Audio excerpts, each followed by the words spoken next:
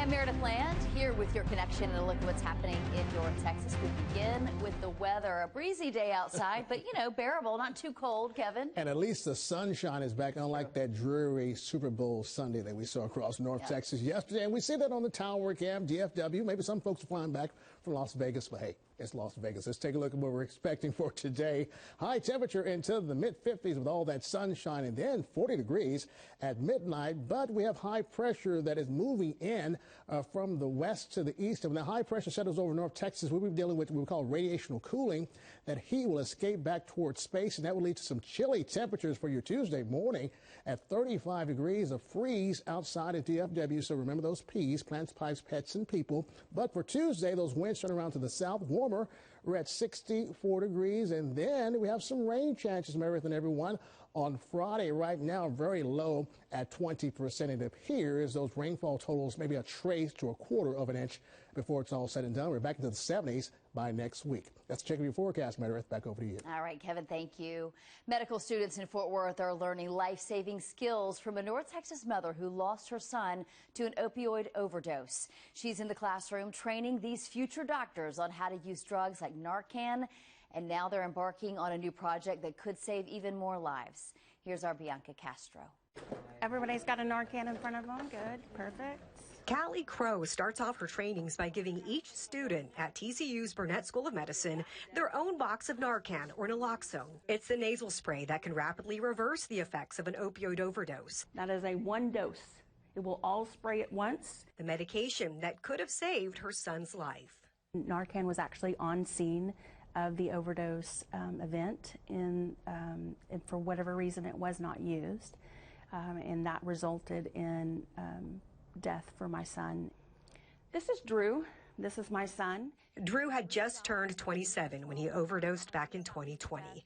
In the 3.5 years since, Callie, also a paramedic, has made it her mission through her nonprofit to teach as many people as she can on when and how to use Naloxone. Very similar to like an allergy medication. You put it in, you push the button, that's one dose. And it's very simple, and you know, you can't hurt someone. You can give multiple doses. You can give it to anyone. It doesn't even have to be a confirmed opioid overdose. You may save somebody's life. Callie says she knows of 63 lives that have been saved by the Narcan doses she's handed out during these trainings. But she also believes the true number is higher.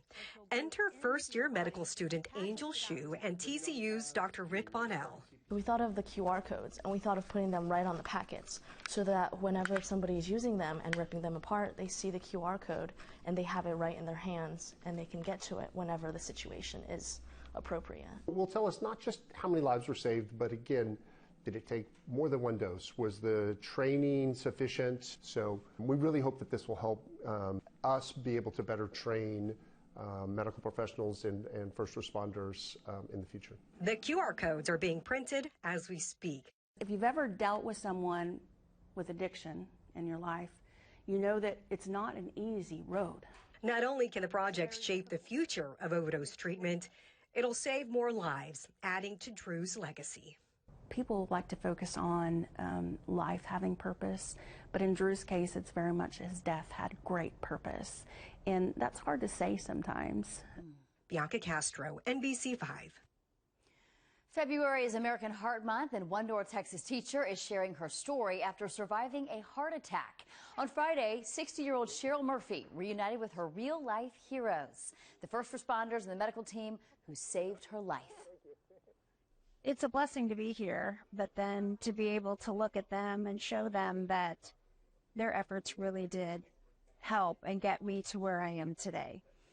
Cheryl was at home when she collapsed, and thankfully her sister Jody and her husband are both trained in CPR and quickly began to pump Cheryl's chest. And they worked on her for 12 minutes before first responders arrived and rushed her to Baylor Scott and White Medical Center, Lake Point.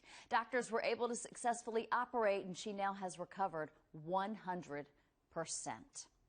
Thank you for catching up with Connection. We'll see you a little bit later.